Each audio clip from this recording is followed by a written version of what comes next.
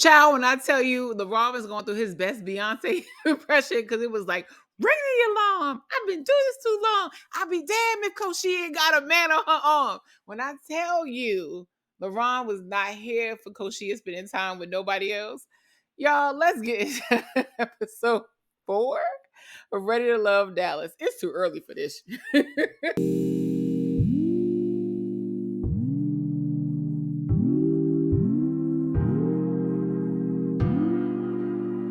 Okay, y'all, welcome back, Question Crew. You know, it's your girl Tammy, and we are here to talk about Ready to Love, child. You know, we fresh off the elimination of Lizzie Lamar, and the men are in the men's lounge to have a special meetup with Tommy to just see what's going on and catch up. So all the fellas walk in, and I have to say, I'm going to give credit where credit is due. I loved what almost everybody was wearing in the lounge. The men were really well dressed for just like a laid back, chill vibe, and because we are already kind of like disappointed in this casting.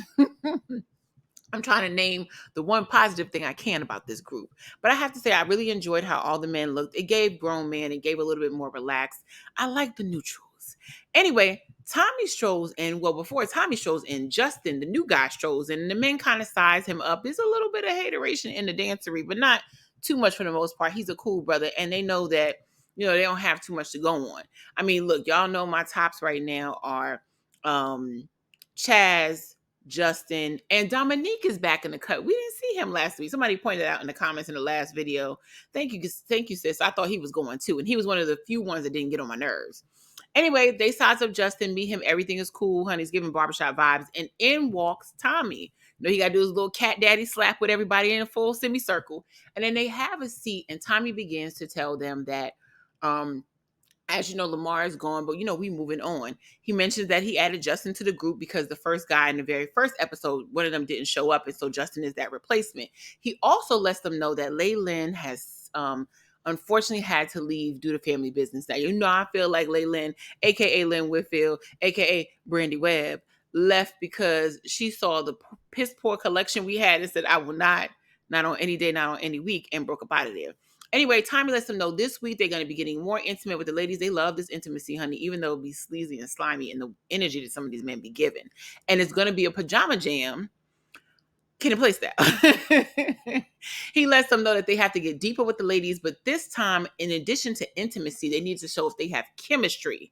So we know that you can get deep and down and in your feelings and vulnerable, but can you really match? And is there anything magnetic going on? He tells them to spend this time making sure that they really have a connection with the ladies. And Tommy, you leave one out because, you know, he only there for his check. Now, here's what y'all not going to do on. Y'all not going to have our boo Chaz out here looking like a straight extra from New Jack City. Honey, what was with all the sweating going on in the confessionals early on? We just got here. Y'all not going to play him. Chaz is one of the few that doesn't annoy the hell out of us and seems like he might be a mature man. But all that sweat and them eyes bulging, I didn't know what was going on.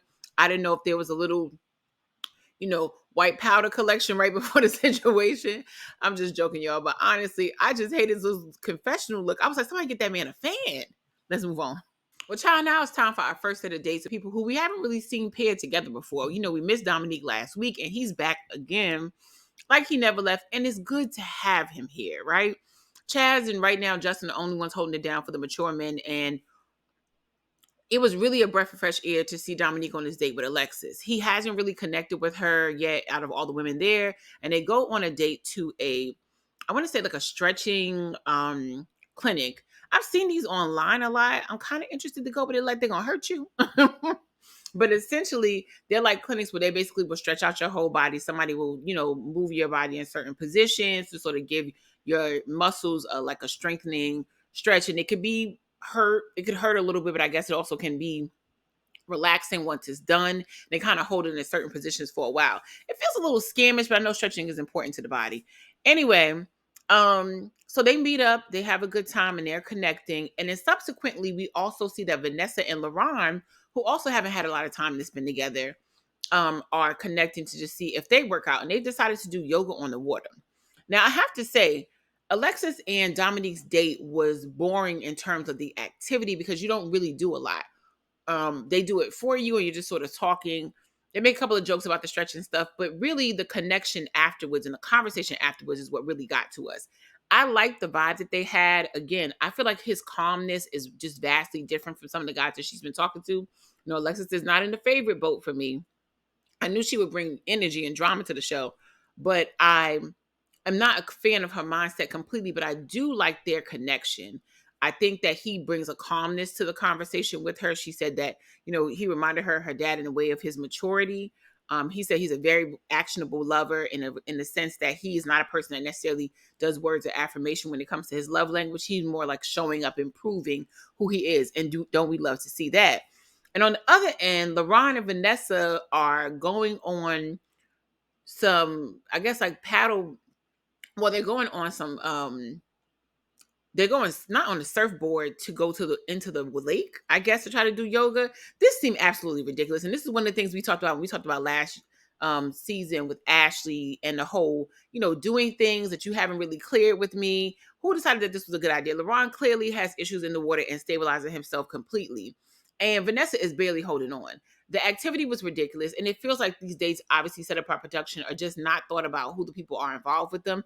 It caused a little comedy, but it also just, you know, didn't have us really caring about the date that much because LaRon couldn't get it together. He didn't fell in the water 4 or 5 times. Vanessa can't count on him to save her. It was ridiculous. Fast forward to their conversation, which was quite interesting. Both of these dates, I feel like that's where it went to the situation. So they start talking about the relationship to you know, LaRon's whole narrative about being a party boy. She said that she's heard from quite a few ladies that that's what he likes to do. He's a little upset with that story following him. But sir, this is how you introduce yourself to us. You pretty much talked about how you party from here to here. You were the club guy. You even showed a video of you and these 2 girls in the bathroom. Like, it very much gave that this was what you wanted to be Hugh Hefner until you were tied down. And so the fact that this narrative is following you, you spun this story. So she basically says, like, is that who you are? He said that's only 10% of him. The 90% of him is wanting people to get to know him and all the parts of who he is. He said that he works from home and he also works, you know what I'm saying? Like, he works from home and he also lives by himself. So yes, he has to go out and be sociable with people, and he does that with friends like anybody else, but people are changing it into another situation. And I feel like it's partially because he gave us those vibes early on, and all he wants to do is take shots whenever they meet up. If you want your story to change, you have to be the first one to change it.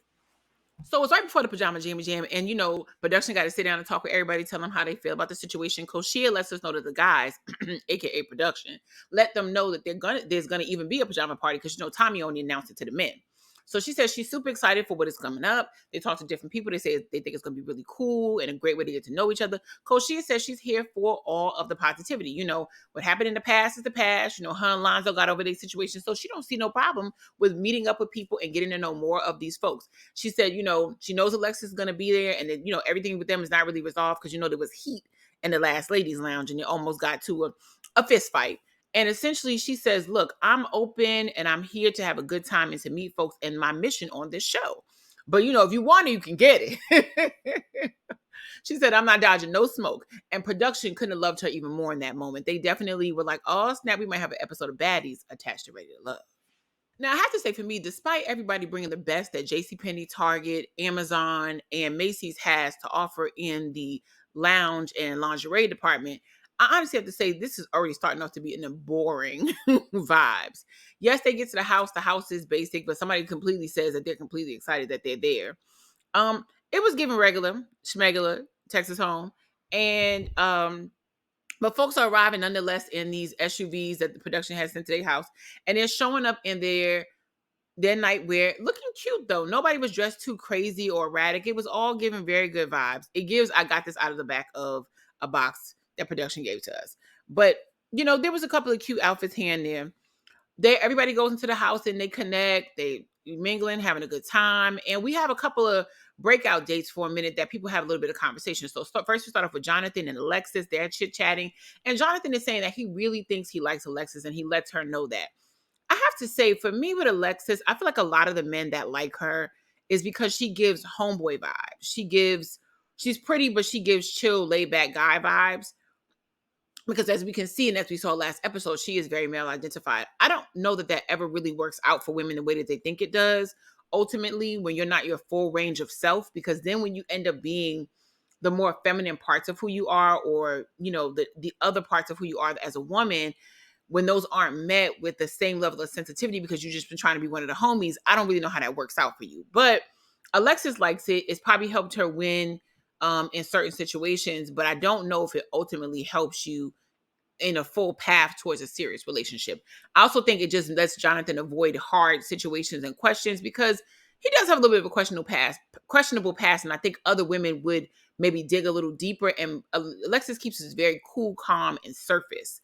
But I don't know that they're getting to anything real. And she ultimately says the exact same thing, despite him constantly saying that he likes her. Fast forward, we move over to Dominique and Mika. And I was wondering, even though I like them and their pairing is very cute, I immediately thought, why are they sitting together? Because she doesn't want any more kids and he want like 10.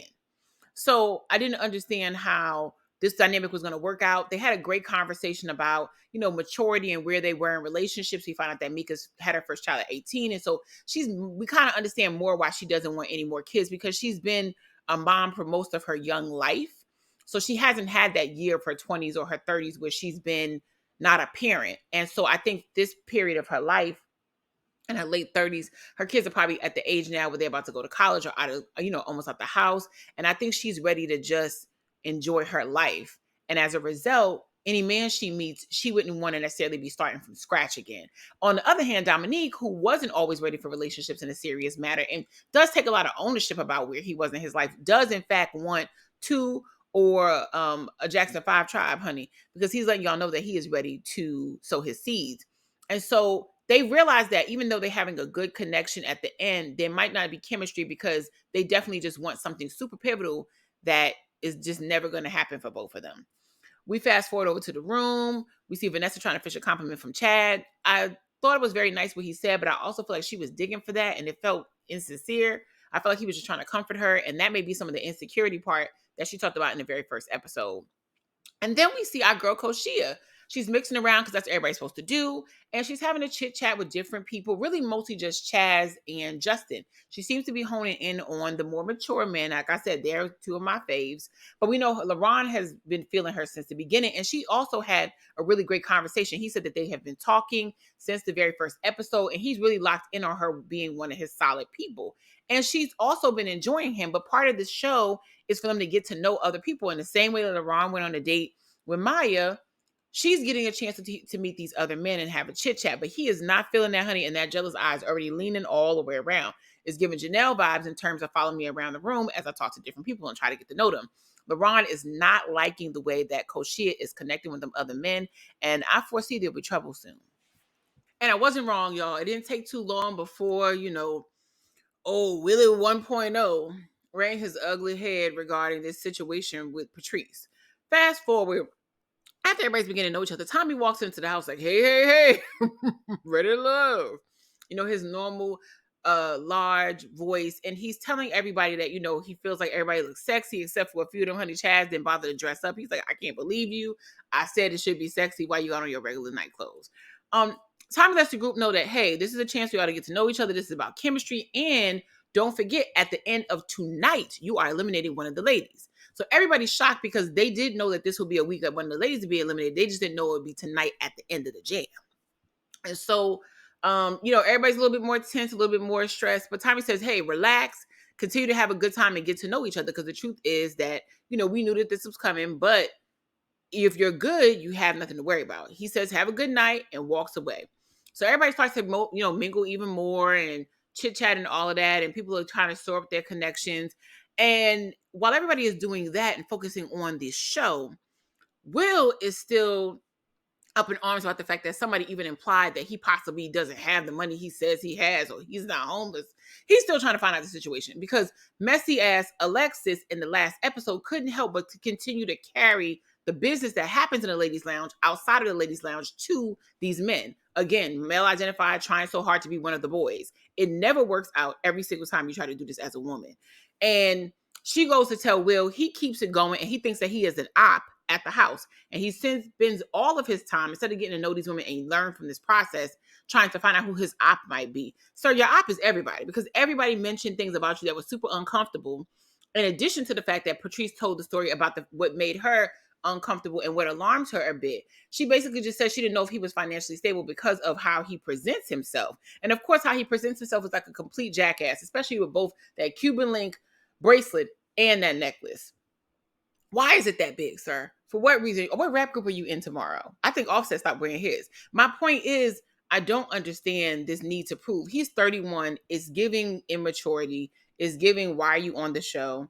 And now he's up in arms because he can't believe that somebody spread the rumor or possibly spread the rumor. So he spends his entire night and evening running around trying to find out which of the women said it. He said that if basically the woman didn't react, he realized she wasn't the one until he sits down with Patrice and she responds like, hey, I'm the one that said it, but she doesn't say it that way because she doesn't think that it's a big deal.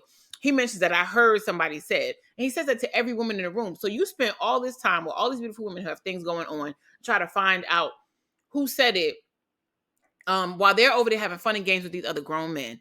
He finally sits down with Patrice and she says, look, when we had the conversation, it alluded to the fact that you had some type of housing situation going on. And he goes, no, I'm a multimillionaire and I don't play about that. I was like, well, why are you a multimillionaire? Why are you sitting here with us? Why you ain't with Oprah and Tyler and them? Because why are you sitting here with us in this little house in Texas trying to figure it out? So he's like, yeah, I don't play about that. Like, I'm not homeless. She said, well, when we talked, it sounded like you were about to sleep on the floor.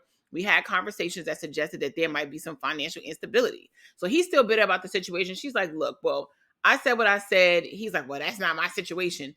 Nothing seems to be completely resolved, except for the fact that Patrice clearly is not interested in a fight because what she said was, one, private and should have never been brought outside that room. And two, it is what it is. And I'm not trying to like spin no story on you. Really, nobody else would have known the story had Alexis not opened her damn mouth. So after Willie then went somewhere and cried in a corner as he lets go of the Patrice situation, because I tell you, she didn't give a damn. We fast forward to some more connections and we end up seeing that they've had a photo booth. They've given them a lot of little things to put on. So people have layers on and fun sunglasses and they're trying to keep it funky, just to keep it a little bit lively while they're there eating, those barbecue food and these pajamas. And Maya and Will 2.0 link up. And they had really good vibes when they had a conversation in the last episode. So he's trying to continue that. He says that Maya is very peaceful. She's very feminine. She's very cool. And he really enjoys that. They have a nice connection that they continue to grow. And he decides that they're going to take some pictures. Now, of course, it's night outside, not a lot of, lights or whatever. And they try to take some photos on the booth, but they come out really dark and they try to take them again. But in the meantime, Maya says she's also feeling Will. He has a great smile. He has good energy. And she really, really likes him. The only thing with these two that I wonder about is whether or not they'll really have a connection because Will has a couple of kids and Maya has none. And he's the comic by trade. And she is also an entrepreneur, but I believe she also has a steady job. And I wonder what that looks like in reality for them in a real situation when you're trying to start to date someone, especially because his job is probably one that takes him on the road a bit. He is in the reserves, but I don't know. I feel like lifestyle is going to be the thing that might come up for them the most. And I also got the energy that she wanted to be with a provider because I believe she said that before. And I'm wondering, can he keep up with the idea of her lifestyle? Fast forward, we connect over with Mika and I believe Justin. And they haven't really spoken like that. So this is her first time getting to know him. Of course, she's still in her lab about the fact that she doesn't want to have any more children. Justin, who surprised us on the last date when he was introduced, mentioned to Rashina and now to Mika that even though he does want children, because he's only 34, that, if he didn't have, he's made a resolve in his mind that he's fine not having kids. Now, for me, like I said earlier, I don't think, and I'm not sure if I would feel comfortable if I was Mika with somebody that says that at that young age. He's so young. He absolutely could still be a young father. She does have 2 kids, and I'm staying corrected because one of her kids is 18, but the other child's only 6, and it's the little boy. So he could be, like he said, he could be a stepdad, and that could be kind of cool. But I wonder at some point, maybe down the line, especially once, if they were to get together and be married for a couple of years, he would still want children of his own. And I do think that would actually come up because he's so young still. And so he's able to do that unless he knows something that we don't. I don't foresee him maybe not resenting that. And that's something to really be careful about before you get, down the line with somebody, even if they do have kids. But he said that he's fine where he is. She's enjoying the conversation with him and she's happy to finally meet somebody that isn't so stuck on the child thing. Then we fast forward over to Koshia and Jonathan, who are in the corner comparing favorite colors, honey. And so they're having a good time and conversation and doing what we're supposed to do in this kind of environment. But as I told you, LaRon is not feeling that. He said, I connected with Koshia early, and I feel like she's trying to play me during this party. Like she's not giving him all her attention, and it's bothering her. And it's bothering him. And I find that to be interesting because, you know, I hope we're giving him the same smoke we gave these other ladies on these other shows whenever we felt like they was following these men around. You know, Camille, everybody had some sort of way about how she was following old boy around throughout most of the time that they were together, even though they're now engaged, about to be married.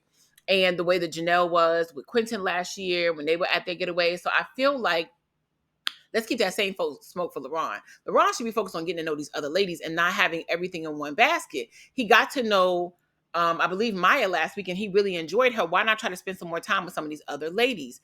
I think at some point Koshia was going to get to him, but if they're talking every day and getting to know each other, that's probably why she feels like she needs to work on getting to know these men. And she playing the game like everybody else. They're going to vote somebody off at the end of the night. If she doesn't have any connection with any of these guys, LaRon might not be enough to save her. Let her work, sir. But he will not do that. Even with her and Jonathan having a chit chat about her nails, LaRon comes over and said, I need to talk to her for a minute. And I don't think it's going to go well. So LaRon gets his one-on-one time. He decides that he wants to talk to Koshia about the fact that she is not, you know, spending time with him, or basically she's spending time with too many other people in the house. He says that he's been locked in with her since day one. And she says, yes, I have also been locked in as well. However, I did tell you in day one, we do not need to be super clingy. Like, I don't want you to, she said, I can't harbor you for myself. We have to enjoy the process. And he's like, she's like, I can't have you to myself. And he's like, well, you can. And she's like, if that's the case, we might as well leave the process. Now, mind you, LaRon didn't say nothing about leaving the process together. When she said that we might as well leave the process right now, he didn't say, well, let's go ahead and go. So to her point, why are you trying to make this difficult? Like, I'm talking to you every time we talk, except for today. I guess he said that when he tried to call her earlier in the day, she texted back, but it was very vague, and then they didn't talk till they got here. And I think she was probably just trying to lean off a little bit of just being about him, because it is going to mess you up, because people aren't going to vote for you to even continue your connection with your person if you're seen as being just y'all too. At the same time, you cutting her off at the ability for her to meet other people and make sure that you are the person for her, because she's meeting connections and being able to eliminate them. So I think she really wanted to spend tonight kind of really just making sure that there wasn't anybody else or any other connections that was going on. And I think she found one or two. Either way, LaRon feels like is giving mixed signals to him, because, you know, she's not stopping him from going forward. And he just went out with Maya the day before. As we are sitting there, speaking of Maya, while they're having this conversation, which to me seemed like it was pretty serious to him and her, and Koshia is addressing it. Here go Maya, LaRon, you owe me an apology or something like that, or whatever. You call me greedy. Now I have to say this. This part really annoyed me, because I felt like nobody else walked over to the table while they were conversing. And I know Maya doesn't have a reason to necessarily be jealous of Koshia, but I do feel like that was a little bit of that competitive feminine energy. And I don't know if anybody caught that. It very much reminded me of Waiting to Exhale. If y'all remember, there was a scene in Waiting to Exhale where Whitney Houston was on like a New Year's Eve date with this guy that she had like been talking to, I think only over the phone or whatever. And they finally meet up at this event for this New Year's Eve party. And they meet, the eyes match. He's a nice looking guy. And they start dancing at this event. And they have this magical dance, and she like, you know, falls into his arms, and he loves the way she smells and feels. And they're having a good time. And the dance ends, they separate and start talking. And then overwalks Miss Kenya Moore, honey. Or at least the character that she's playing. And she's saying, I don't know, his name is like Walter. She's like, you haven't danced with me all night. That's what that moment felt like. It felt like Maya was coming over to remind him, like, hey, you have another connection here. Like, and it was this weird kind of competition that it didn't need to be, because neither one of them are in competition with each other. Like LaRon likes, I guess, you know, Koshia a bit more, but he does like Maya as well. And Maya has other interests. And I don't think her and LaRon would make a serious situation happen. But I think she felt slightly threatened by the idea that his connection to him, what was going on there, at least wanted to be nosy and know. Other people sitting at the table. And then she proceeds to keep talking to LaRon, even though they have been him and Koshia have been talking. And instead of LaRon staying focused, he jumps up to go hug her and kiss on her. The very same thing he's upset with, he feels like Koshia is doing. And he really saying all Koshia doing is smiling at people. And so Koshia is like, how serious can you really be if that little moment of nothing information distracted you from the serious conversation that you trying to have with me, because you felt the need to extract me from my conversation with Jonathan. So they kind of go back and forth about the fact that LaRon's not really serious. He says he is, but he feels like, she's playing games. Chaz sits down next to her. She gets upset. She gets emotional very quickly and gets like, I don't want, just blame it on me kind of energy. That's my song, y'all. Shout out to Chrisette Michelle. We happy you back. But she's like, blame it on me. Say it's my fault, honey. And he's like, where is this going? And she's like, look, I don't want to keep talking about this. It's making her upset. Chaz is kind of like, hey, maybe we should chill. And he's like, I don't understand. So she's like, look, I'll take it in. If you want to just talk at me and basically like tell me what I can't do or could do, but then you're doing something similar, what are we really doing? Because you're making her smile. I don't know why this ends the way it does, but LaRon gets up from the table and says she's getting emotional. I can't handle this. Like when she's ready to talk, she can come get me. Koshia's like, look, I'm over it. At the same time, she knows she's emotional, I guess, or sensitive. Will 1.0 brings in some information that we really don't need. Chaz says, do you mind if I go out and talk to LaRon? And, Koshia says, have at it. So LaRon huffing and puffing on the side of the house, and Chaz decides to go out there and try to talk some common sense to him as a grown man. And he says, you got to consider all of the dynamics of what's going on. The fact that she's emotional about it. While women can be emotional, and it could be an easy situation for some women to be emotional. Let's not stereotype that. People are emotional easily, regardless of gender. But you have to take that into consideration and think about what you've been conversing with her about. Like, you're kind of chastising her for being a part of the process, but then you also have a connection in the process that sat down and had a conversation, and you made no qualms about it. You walked over there, hugged her, kissed on her damn near, and it's like, then you're chastising her 2 minutes before about the fact that she's making connections. I don't understand. But Chaz says you really were dismissive in the conversation, and he's like, LaRon is just into himself. And again, he's one of the younger guys on the show. Both him and Will 2.0, the ones the most easily upset ones, are also the youngest ones on the show, and it's showing. They really need to up the age on this situation. So they're having a conversation about that.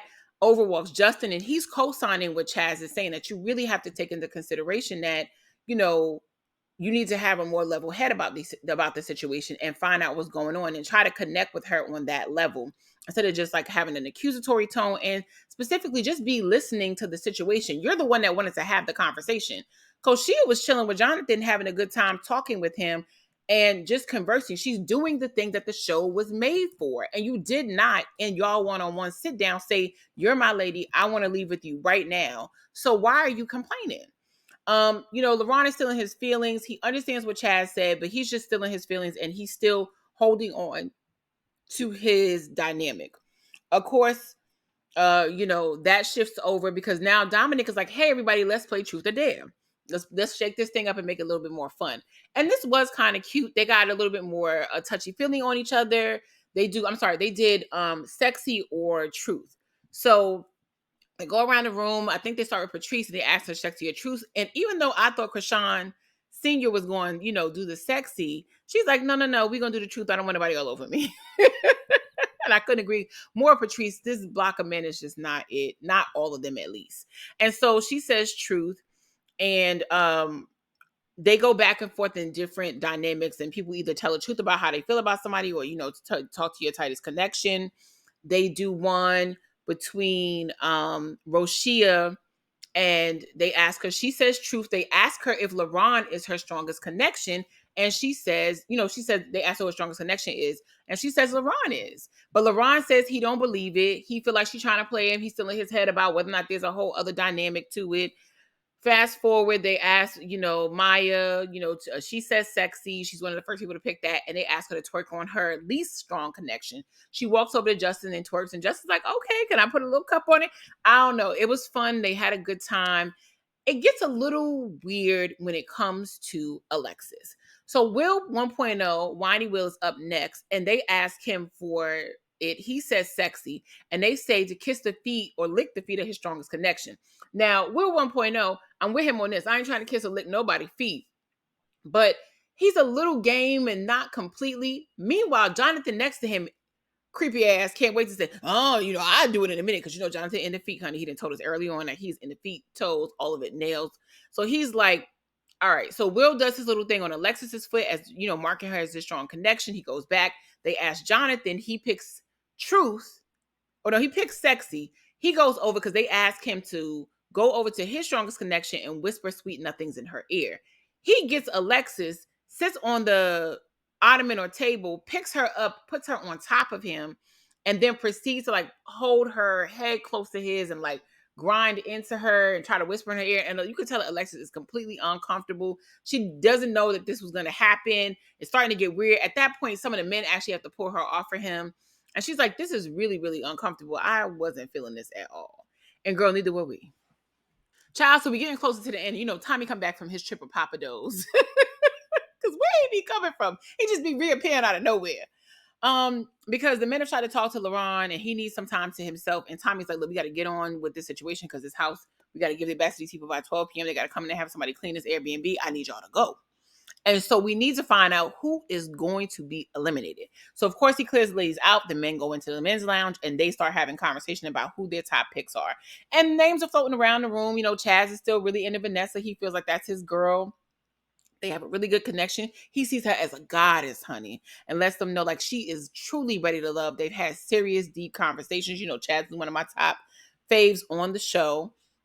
They then talk to LaRon. He says that with him and Koshia, she is his top pick. And it got emotional tonight for both of them. And he's starting to feel like maybe that's the reason it got emotional, because he is starting to feel something for her. And she feels something for him, which is why she was emotional with him.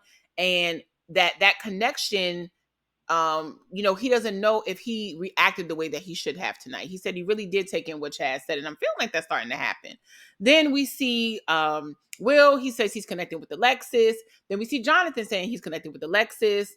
There seemed to be some type of volume of competing, but honestly, we really don't care because Alexis is a mess. And then we fast forward to who they don't care for necessarily, as the other men kind of already said their picks. A lot of men mention Mika. They basically say that even though she's really cool, they just don't have a chemistry there. Somebody mentions Vanessa. They said that she's a really nice person, but they haven't gotten to know her and they don't think they're on the same vibe. LaRon mentions Alexis in honesty because he hasn't had a lot of time with her and he just doesn't have a connection. Will 1.0 is upset with that and says, well, how could that be? Like everybody would like Alexis. And basically, LaRon saying, I'm just being honest, she's not a connection for me. That's what he's asking us. It's not a shade to her in any capacity. But, you know, Will 1.0 keeps score of everything. You know, he's a get back kid. And so, of course, when the time comes, he mentions him and Koshia don't share the same values and he doesn't feel like she's whatever. He then proceeds to throw out some gossip about her because he wants to filter the waters with like an energy of it. The Zoe jumps right on top of that, the one that made the inappropriate comments to her on the conversation and then apologized about it and then turns around and goes, well, when we had our discussion, I didn't like how it ended. She didn't disrespect him at that table. That lady got up and left. She was like, I'm not about to argue with you. Let me get up and leave. But he still is hankering on to that as well. And he still focuses on that argument. And I'm not saying Koshia is perfect, but I'm saying that these other two men are more of a mess. To be honest, Will 1.0 should have left with Lamar. And so they asked about any of the other women. You know, some of the other men said that they're not connected with Maya. They're also not connecting. Nobody mentions Rashina, even though I don't really feel like I'm seeing a lot of connections there. Maybe with her and Justin. So Tommy says, okay, you know, it's going to be a tough elimination. LaRon is worried about his connection with Koshia. And of course, Chaz is worried because he really, really likes Vanessa. And that's the people that if they went home, they would not have their connection here with them. Fast forward, we get to elimination round.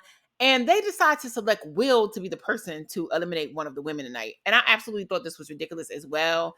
Like, out of all the people there, it really shouldn't have been him. And Koshia agrees. Hence why I like her on the show. She's good comic relief. And she agrees, like, out of all the people at this circus, honey, you invest in this clown to be the person to give us our elimination discussion. And of course, Will is giving his fake dramatic speech, and Koshia is like, he is as fake as that chain and that jewelry. I could not agree more. Again, you can get that herringbone. You can get both the Cuban Links necklace and it from either JCPenney or Shein.